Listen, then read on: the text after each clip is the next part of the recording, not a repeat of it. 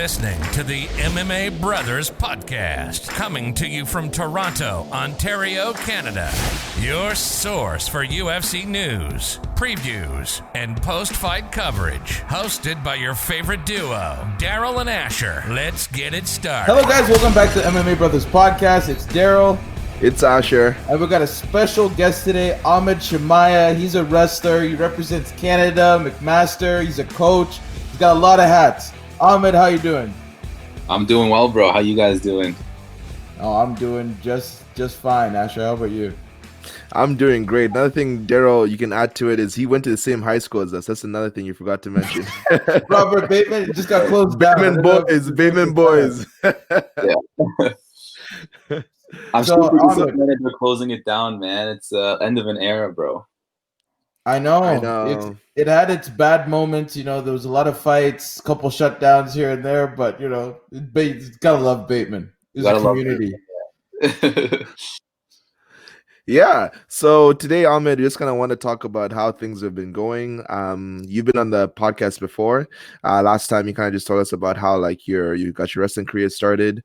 I can share like the link in the description if anybody wants to see that.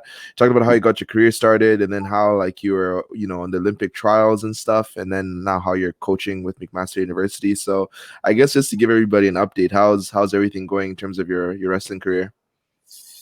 Things are going well, man. Like I'm trying to really change things in terms of how the McMaster program is progressing. I really want to obviously turn it into more of a winning program. That's every coach's goal, right?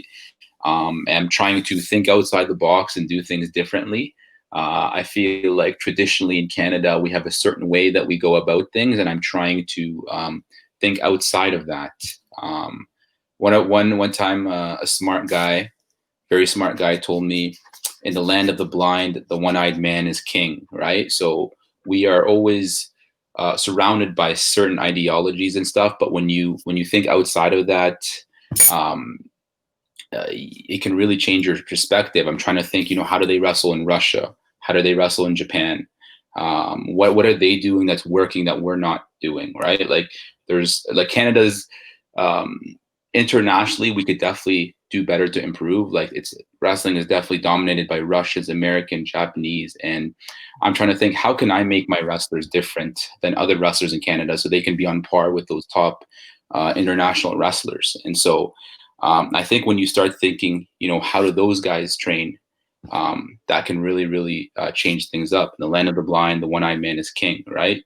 Mm-hmm. So definitely just got to change your perspective, and that's kind of what I've been trying to I think bring to the McMaster program. Was that wise man, Mr. Papadopoulos? No. Papadopoulos. I love Papadopoulos, but I wouldn't say Papadopoulos is that wise. I'm not trying to talk. Yeah. Good old Pop, man. But you know what, Ahmed, that's an interesting perspective that you have. You're looking at what other countries are doing and being successful. What are a few things that you've noticed among the dominant countries that they have? Is it that they eat, sleep, and breathe wrestling?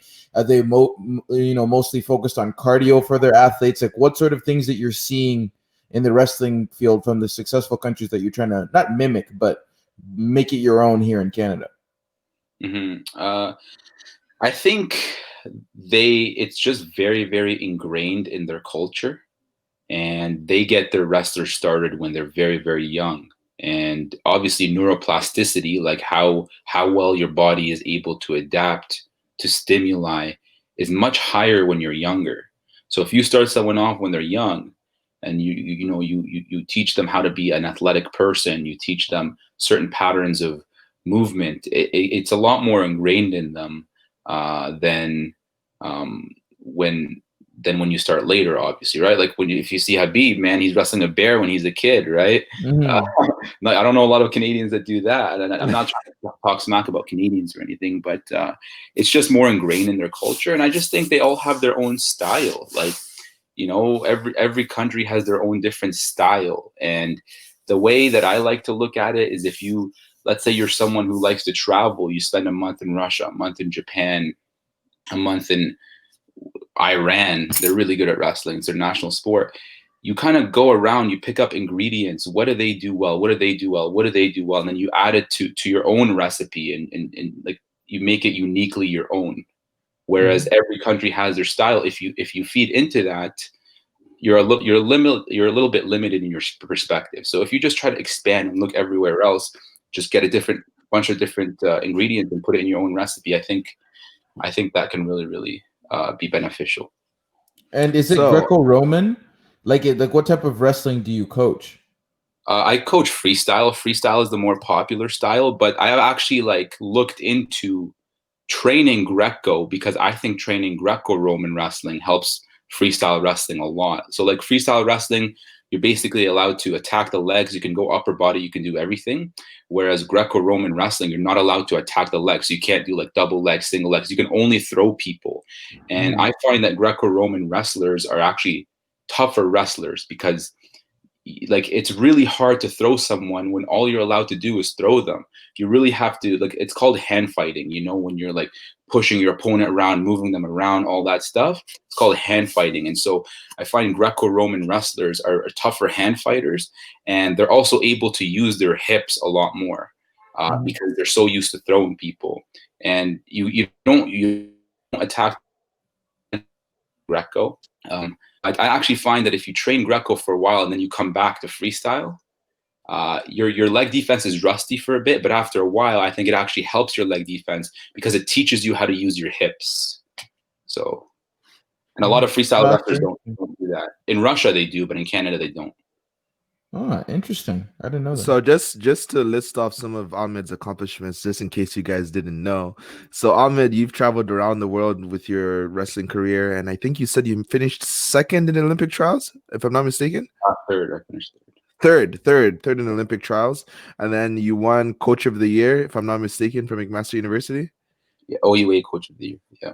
OUA Coach of the Year. So my man is humble. He doesn't like to brag too much. So just putting that out there. And so Ahmed, in terms of like your wrestling experience, what would you say has been the toughest style of wrestling? I guess maybe based on what country or wrestlers that you've competed against have you been like, damn man, when you see you're facing a guy from this country, you gotta get that feeling being like, I know this is gonna be a tough wrestling match. Definitely like Russian wrestlers are very tough. They're very, very technical and they move a lot differently. They're very tough. And American wrestlers, I find, are tough. American wrestlers are brute. They're just very brute. They're tough. They have really good cardio. They never run out of gas. And so I find those two styles are very difficult to compete with, for sure. Now, very interesting that you said that about the American and the Russian wrestling. Now, which one, in your opinion, has the upper hand? Because if we can look at, mixed martial arts, for example, it seems that Russian wrestling is more dominant than American wrestling. If you look at just in terms of ceilings of fighters, like obviously if you incorporate other techniques into it, you're going to get a little bit like kickboxing and whatever. But in terms of just Russian wrestlers, I feel like they're way more dominant than American wrestlers. In my personal opinion, I'm a bigger fan of Russian wrestling. I think they're more dominant. Some people will disagree with me on that. I think they're more technical. I think they move better. I personally like their style better. I think American wrestlers are just very tough and they have a very strong mentality. And anytime an American wrestler beats a Russian wrestler, they usually break them mentally.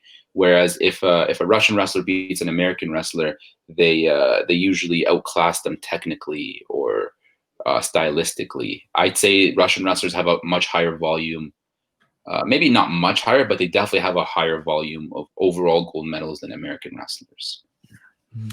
I have a question. So in terms of, obviously, Corona has messed everything up for everyone, and I'm sure in terms of your coaching, there's a bunch of events that were supposed to happen in 2020 that didn't take place. And then obviously the Olympics have moved to 2021. They were supposed to be this summer in Tokyo, but it's going to be next summer in Tokyo. So how has your coaching changed? Because I'm sure like around early this year or maybe in 2019, you had to kind of like, get fighters to peak in terms of their wrestling ability. So what adjustments did you have to make, or what cancellations took place during Corona? Honestly, it's no different than the rest of the world, man. You just got to roll with the punches. You're not the only one in this position. So I obviously you just extend it. The thing that sucks is that like America, the US, they're just full out training, and Russia, they're full out training, whereas here it's like we're not. Um, Obviously, the public health guidelines are more stringent in Canada, and like not complaining, we have less COVID cases, right? But I've just been doing what I can. We're doing social distance training. We're talking about the mental side of wrestling. We're analyzing video. I'm a big fan of analyzing video.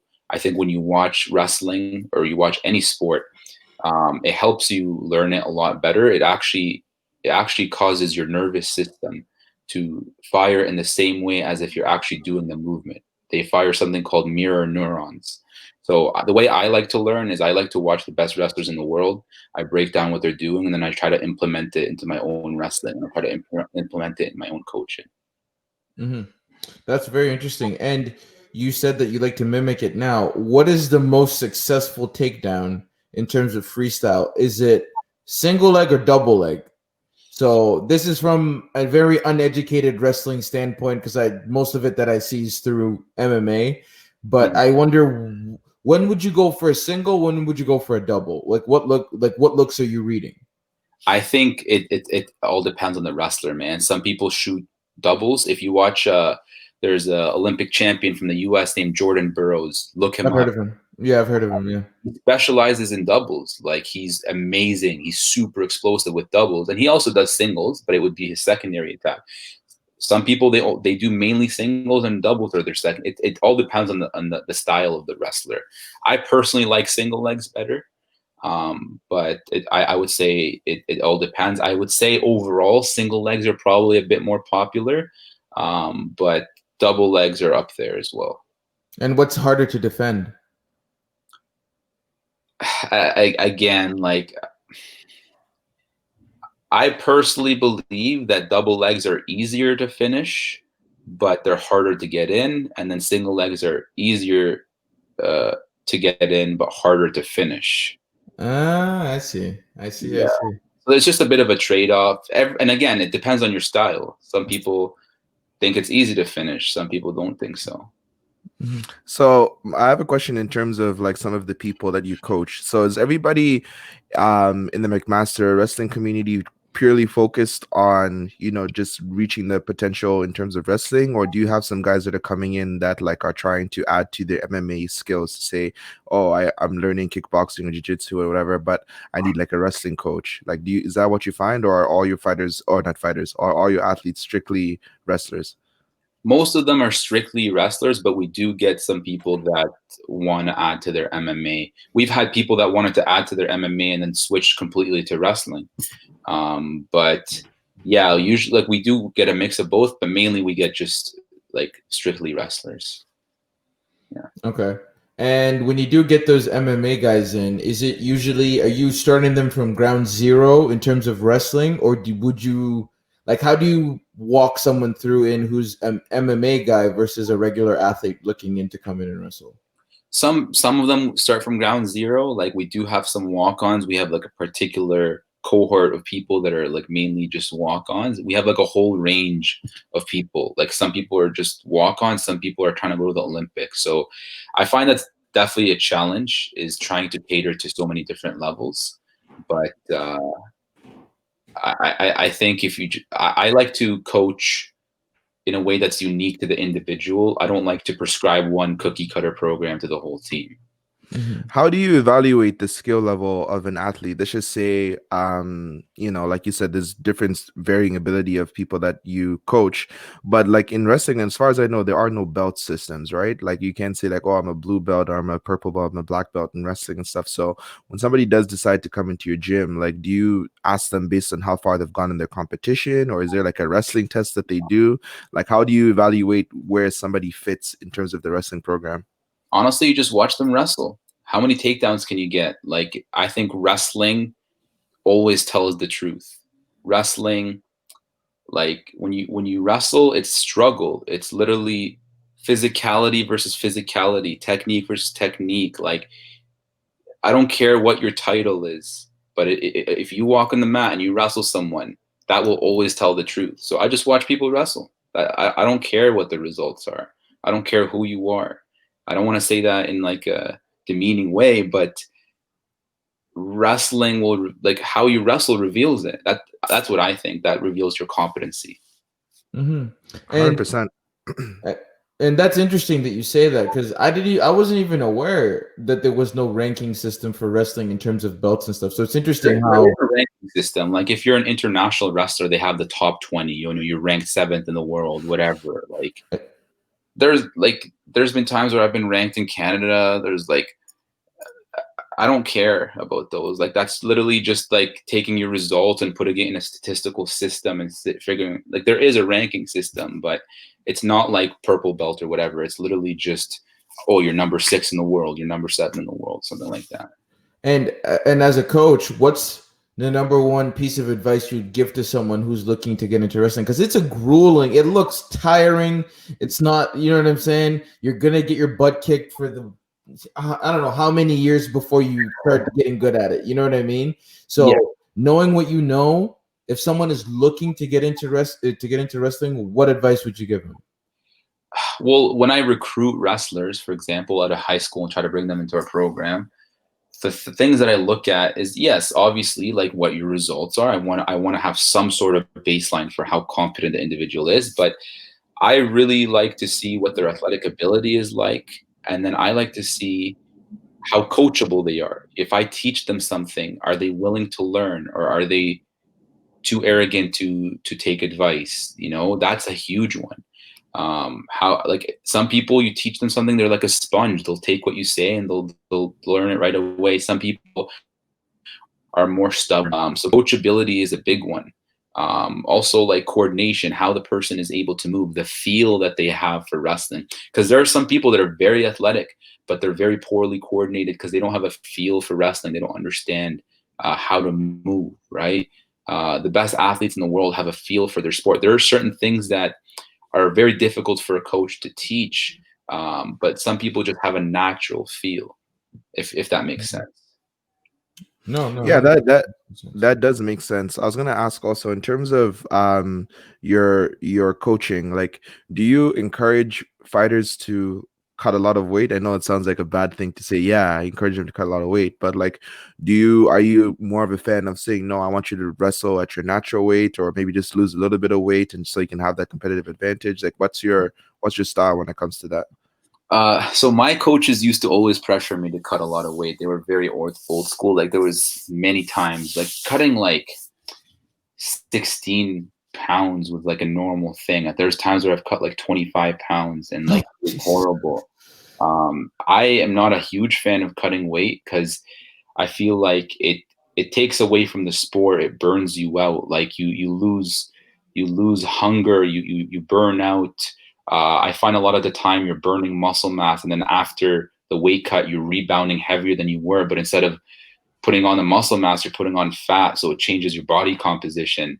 It takes away your love from the sport. I think if you focus on being the most athletic and fit person you can be, in conjunction with being a student of the game and learning the technique and perfecting it to a world-class level, like that's what I'm a fan of. So I don't pressure my wrestlers to cut weight.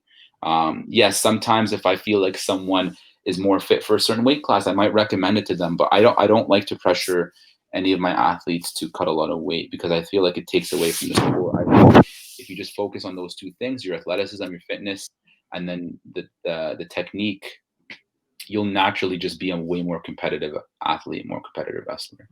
And it's so interesting to hear your standpoint on that. As you said that, you know, when you rebound, you might gain fat more than muscle, or whatever the trade-off could be based on the individual. That's something that doesn't get talked about a lot, because as Asher said, when coaches encourage you to drop to a certain weight, it could be detrimental to you at a certain point, right? You could start to see diminishing returns. But it was interesting. I just wanted to thank you for that perspective on it. So Ahmed, yeah, man, no, it's called the yo-yo effect, man. Look it up. Yeah. I was going to ask also, so some fun questions here before we transition to some UFC talk. So if Vince McMahon offers you a WWE contract, are you taking it? Oh yeah, bro. I love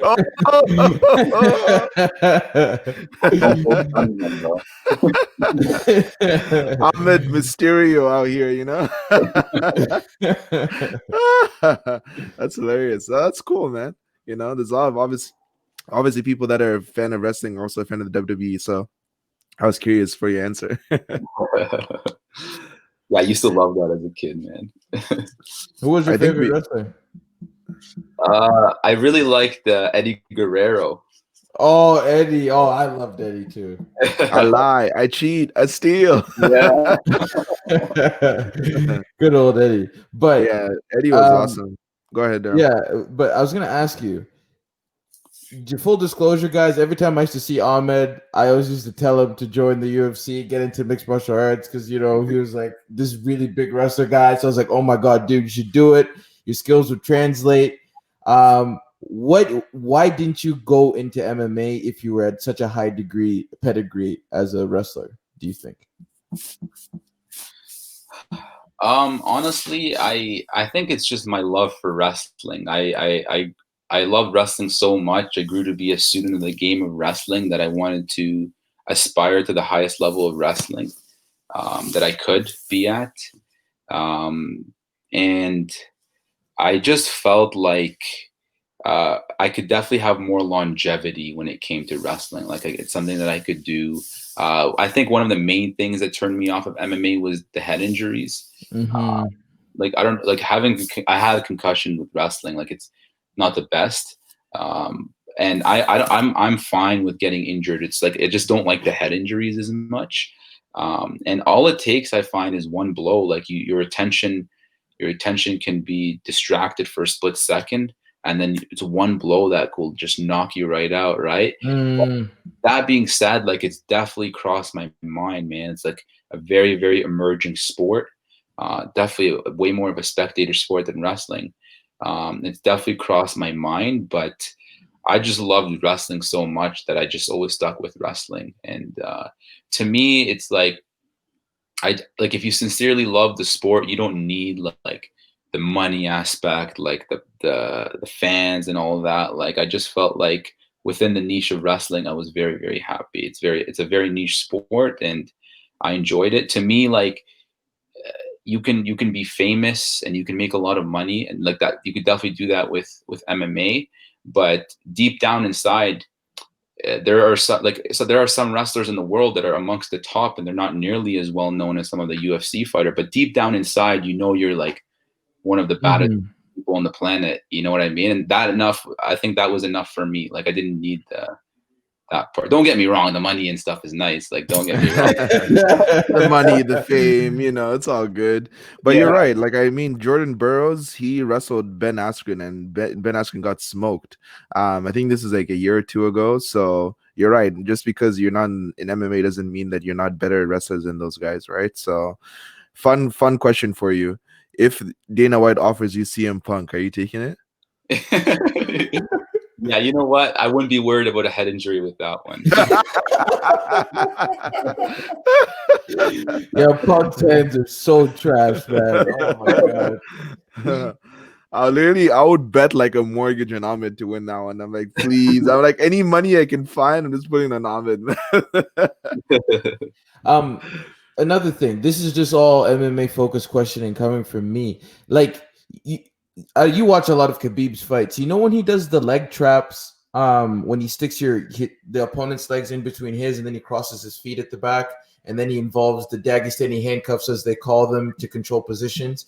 When you do freestyle wrestling, can you incorporate that type of stuff, or is that purely MMA focused wrestling, where you're using the cage to your advantage and you're using that? I definitely think that like something like that is him using like his tactical ability, his awareness of where he is, like in the cage. Like in wrestling, we don't obviously have a cage, but we have a zone. You can push someone out of bounds. If you get them close to the zone, they're more likely to make mistakes, and you can kind of pressure people to make mistakes, and then you can force a takedown, right? And if you don't force a takedown, then you push them out of bounds, right? You just put them in an area that's more dangerous, and then you're more likely to score. So I definitely think implementing tactics is something you can do in wrestling and MMA. It's just it might not be the exact same, but it's a similar principle. Okay, cool. Because I was wondering how they even come up with those leg traps. But are you familiar with the ones that I'm talking about? Yeah, I'm familiar. Sorry, I just got to charge my laptop. 1 second. Oh no. Yeah, same. That's why I'm kind of moving around a little bit. The leg traps. There's something in wrestling called the Turk Ride that I like to use. It's kind of like where you hook someone's leg with your leg, and you use that to pin the person. Like if you pin someone, you win the match, right? Mm-hmm. So Turk Ride is something that I like. My coach was big on it, and that's something I definitely like to use. It's not the exact same, but it's similar. Is it kind of like jujitsu? Would you say? There's definitely like some positions in wrestling where you're forcing the joints. You don't make people tap out in wrestling, but you can force people. You can force the joints to force them into certain positions. Like if I want to turn someone onto their back so I can pin them, I force their joints. Pressuring the joints is definitely a technique that people use in wrestling. Interesting. All right. So now that Khabib is retired and they're talking about GSP, who do you take in that fight? GSP and Khabib? Yeah. Ooh. I think I'm going to have to take GSP just because, like, GSP looked amazing against Bisping, and nothing against Khabib. Like, I'm actually not discounting Khabib at all because Khabib is just absolute animal. But I think GSP is just bigger, and he's also really good. And I think I'm going to have to go with GSP on that one, yeah. But not to discount Khabib. Mad respect for Khabib, man.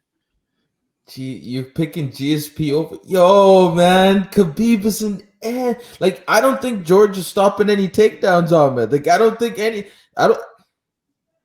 Did you watch his most recent fight against Gaethje? Yeah. I don't know how quickly he went to mount within 2 seconds. I don't really know what you do when he's in that mood. You know what I'm saying? I don't think I've seen GSP do that. What Khabib does to people, like GSP was really good in his prime, but I don't think he did that to anyone really, to the point where every single round of every single minute it's forward pressure. He's taking you down. You know, he's beating you up on the feet. Like, you still take GSP over Khabib? I definitely think Khabib is better pound for pound. I just feel like the size difference is big, man. Because Khabib's a big dude. Apparently, he cuts a lot of weight to make 155. How much he cuts, I don't know. My guess is Khabib walks around at like probably 190. What weight would they fight at? 170? No, he doesn't sit at 190, man. 190? Maybe, you know, out of camp, 190. In camp, maybe 170. I don't know. Like, I'd say like 180. Because, like, man, 25 pounds is a big cut. Maybe 185 max. But I feel like 35 pounds is a big cut, man. That would... I don't know if you can cut 35 pounds, man. Yeah, because he had a problem with his nutrition, and I think that's why he struggled to make weight for a while. Because to me, you've actually cut weight. At what point would you say that weight is unachievable? Let's just say you're in shape, you're hydrated. How much do you think you could cut if you were given 8 weeks? If they give you 8 weeks out, how much weight do you think you could cut in shape, hydrated? In shape, like lean? Yes. I'd say like 20 to 25 pounds. Like I can cut like 12 pounds of water. Like it sucks. It sucks cutting that. Like, dude, like dieting and stuff, it sucks. But like once you cut the water out, it's like a different world. It's a different world. Like you just will do anything to just have a sip of water. And I can do like 12 pounds of water. I could, if I'm lean, I could probably diet 8 to 10 pounds off. Just go like keto and just not eat lots of carbs, deplete my glycogen. But I feel like 25 pounds is like the cutoff point. And like you're probably losing some muscle mass at that point too. I feel like 35 pounds is a hard cut, man. I gotta say one thing. So Ahmed, I think you might have a little bit of bias because you have met GSP before, right? I think you took a picture with him. Am I wrong? Yeah. Oh, there it is. So he's seen GSP a few times. He's took a picture with him before. You trained with him. Whoa, what was that like? It was cool, man. Like, I remember he trains at Montreal Wrestling Club. He actually trains with. So I got second at senior nationals 2 years ago. The guy I lost to trains in the club that GSP trains at Montreal Wrestling Club. And when I was like younger, I was on the national team, and we did a camp at Montreal Wrestling Club, and he was there. It's cool. We got to train with him a little bit. Everyone wanted to take a picture with him after. Very nice guy, very humble guy. One of my former coaches actually coached him too. So coached him wrestling. But yeah, it was cool, man. He's a great guy, very humble guy. Did you get to wrestle against him? No, I was very small. I was like, this was when I was in high school. I was like 120 pounds, and he's like big, right? So like I would probably be like way closer to size now, obviously, but I didn't really get to wrestle with him. No. Oh, that would have been a dream come true, eh? Get to wrestle with GSP. I don't think Ahmed would even be like wrestling. You'd just be looking at the camera, being like, it's like wrestle, Ahmed, wrestle. It's like, oh my bad. That's hilarious. But yeah, I think in that fight, in my opinion, I would be leaning towards Khabib. I know GSP is a monster, but obviously age GSP is almost 40 now, so he's not spring chicken, but I know he does stay in shape.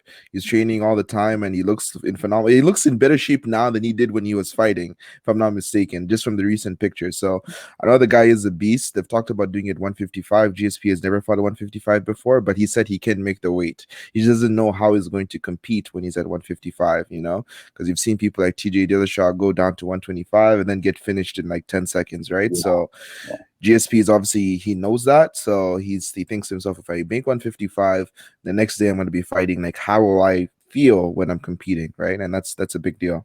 Yeah, he's got to pull a Tony Ferguson, cut the weight anyways, and then do another weight cut after. Did you hear about that story, Ahmed? Yeah, dude. It's so unnecessary. Honestly. Who do you think takes the Dustin McGregor fight, by the way? I don't know if you've been paying attention to that, but that fight's booked. I'd say McGregor takes that. McGregor, I know, like, he's not as like popular since losing to, like, he's still obviously really popular, but his credibility and his competency is more in question since he lost to Khabib. But I still don't think that a guy like Poirier would take out McGregor. I don't think McGregor would beat Khabib, but I still think Conor McGregor is still a really great fighter, and I just don't think Dustin Poirier is good too, but I just don't think Dustin Poirier would beat McGregor. And then what about Adesanya versus Jan Blachowicz? Because you heard he's going for that champ, right? Yeah, Adesanya is sick, man. I'd say Adesanya takes that, man. Everybody keeps sleeping on the Polish power, man. I literally, every single fight, everybody bets against Jan Blachowicz, and then just see, he's gonna get he got that left hook. He got finished by Santos, man. I don't know. Like, Santos is a beast. Don't get me wrong, but I think Izzy's a way better stand-up fighter than Dom Reyes and Jan Blachowicz, because Izzy said something that's so true. He said the people that put on muscle, like, you force yourself to put on muscle and weight in order to go in like a higher weight class to fight, is the wrong way to do it, because your body's never been that big before. You know what I mean? And to get that big and then think that everything's going to be the same, it won't, because now your body's carrying more weight, bigger muscles, more oxygen is needed, stuff like that. It's hard to maintain ability. And have you suffered from the same thing? Not suffered, but like, have you gone through the same thing where you put on muscle, you can definitely feel your cardio's gone down a bit? Yeah, 100%. Like, your body's just less efficient. It requires more energy to move. You lose mobility. It's hard to put on size while training because you're burning so many calories. Like, combat sports and like moving your body, you're not just moving your body, you're moving other people's bodies around. Very physically demanding. So you're burning so many calories. So you're doing that and lifting. You're trying to eat. Like, there was times where I'd be eating like 4,500 calories a day, and like I wouldn't even be putting on size. I would just be like breaking even. it's wild. Like you're trying to do 2 a day and trying to put on size. It's tough, man. So I definitely resonate with that. I don't think it's undoable, but I think it definitely takes time. You might need to do like a phase where you're just putting on a bunch of size, and then you need to kind of like, let's say you want to fight 180, maybe you got to bulk up to like 200, and then like cut down a little bit so that you're in shape for 180. You know, you kind of have to overbulk the weight that you're aiming for. Interesting. I didn't even think about it that way.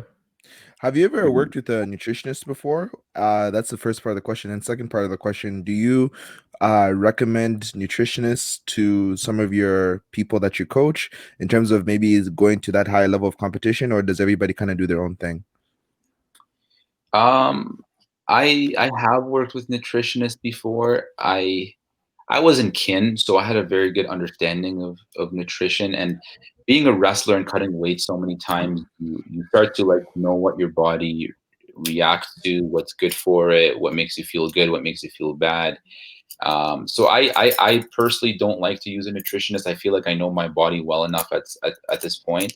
I think everyone's different. I think some people like it, some people don't. And I just feel like nutrition, there's definitely a lot of science in it, but I also feel like it's sort of subjective. Different nutritionists have different opinions, and so I personally don't work with one, but I definitely don't think it's a terrible idea to work with one.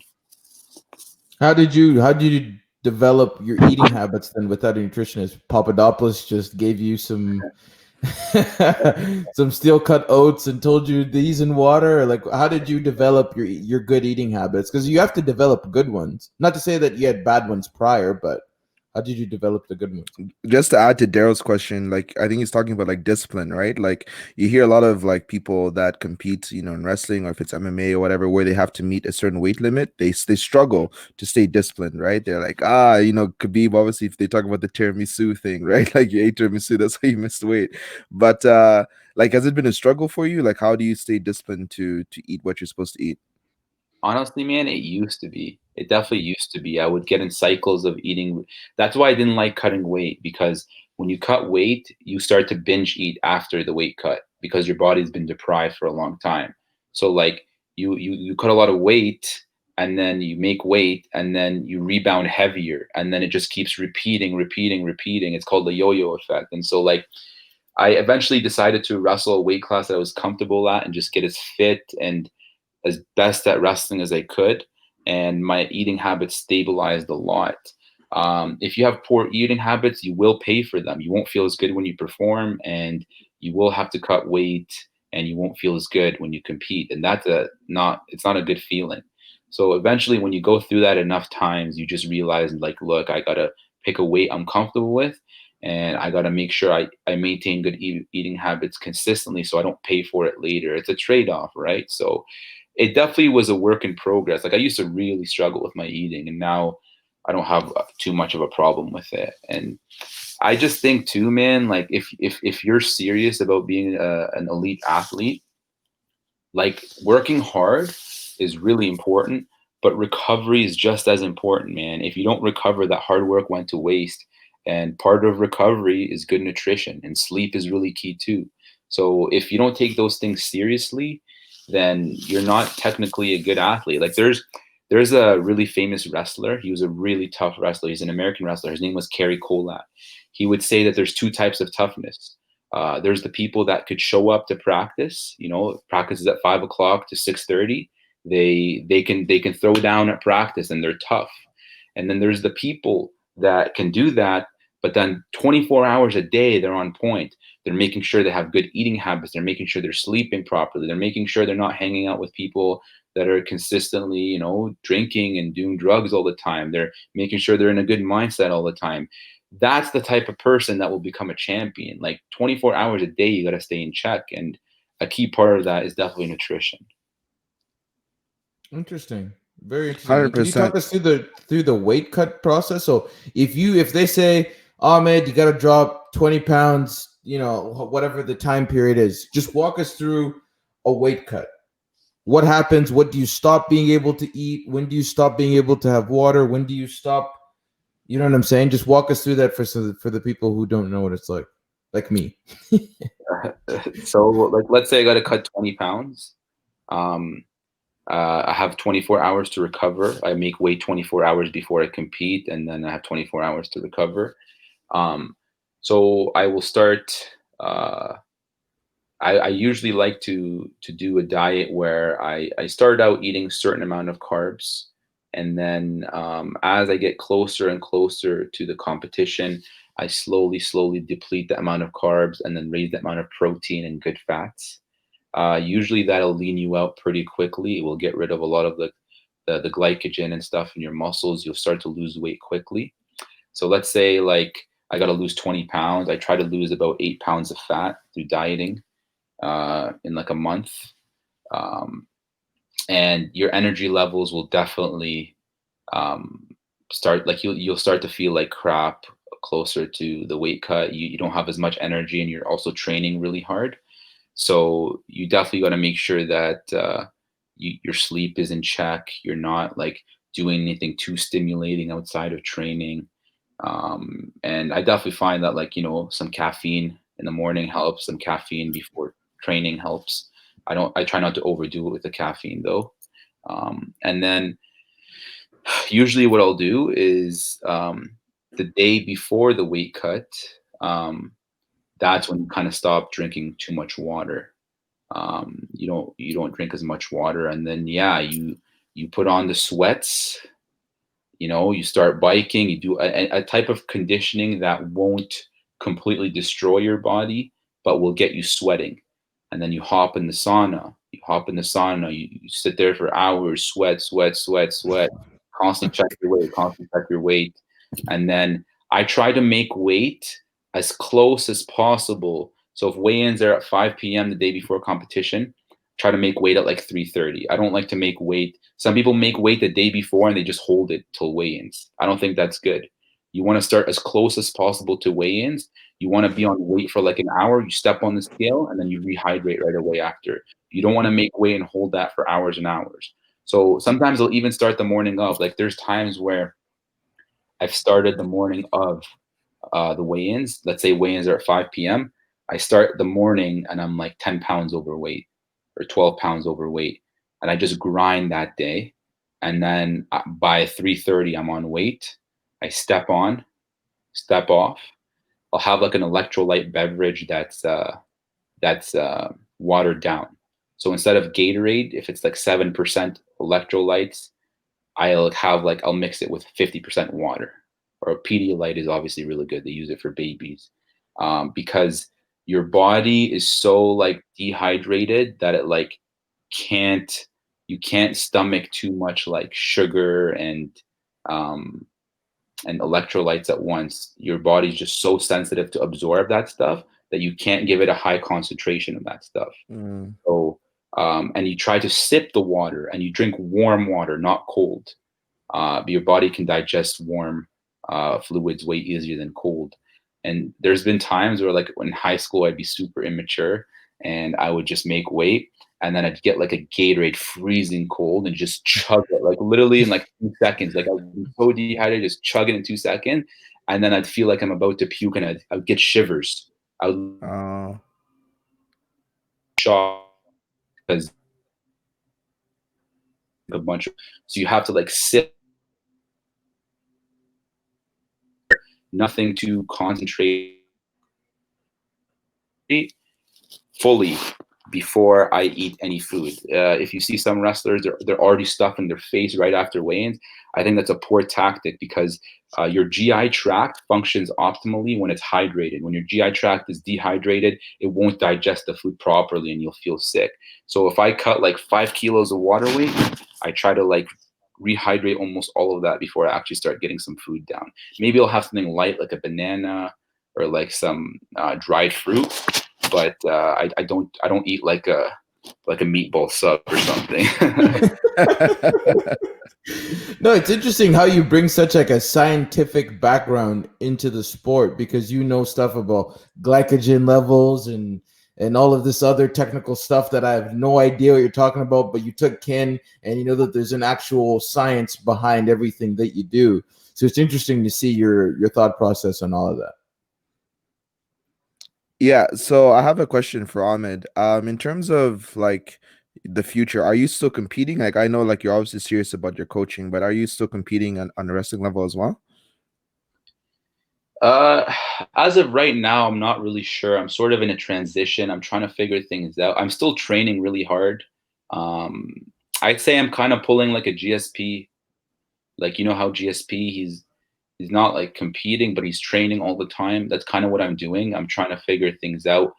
I want to make sure that I'm able to be a good coach and help out my program. If I feel like I'm able to do that and I'm also able to train also simultaneously, then it's something that I'm definitely willing to consider. I don't think I'd wrestle past 30. I'm 26 right now. I'm just currently dealing with some injuries. I just recently had surgery 2 weeks ago on my knee. And so just recovering from that. I'm trying to figure out officially retired. But I'm not going to discount it. I could possibly compete in the future. I'm not really too sure yet. How long are you out for because of your knee injury? 3 months. They said it was the recovery. Not too bad of a surgery. Okay. Yeah, best of luck on the recovery track, man. Best of luck. Thanks, do you see yourself maybe starting like a wrestling company or like a wrestling academy in the future, like once it's all said and done? Possibly like a wrestling school or a club in Hamilton or Burlington area.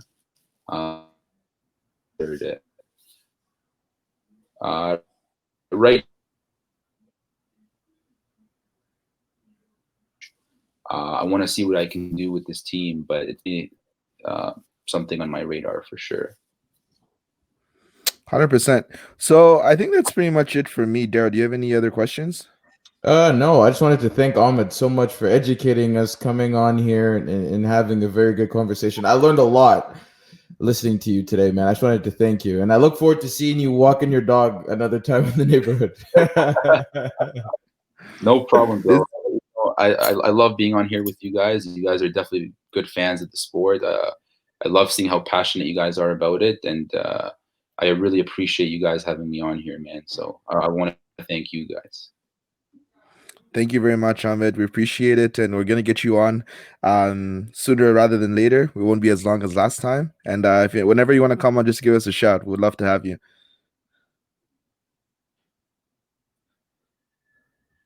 Thanks again. Oh, he's frozen for me. Yeah, he froze for a second. I can't hear him. Sounds good, bro. I definitely will.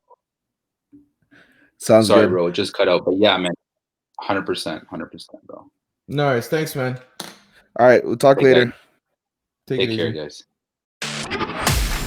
Thanks for listening to the MMA Brothers Podcast. We hope you enjoyed this episode, and if you did, please give us a follow on our socials. You can check out a description of this episode for more, but don't forget to connect with us on Instagram at MMA Brothers Pod. We'll see you on the next episode.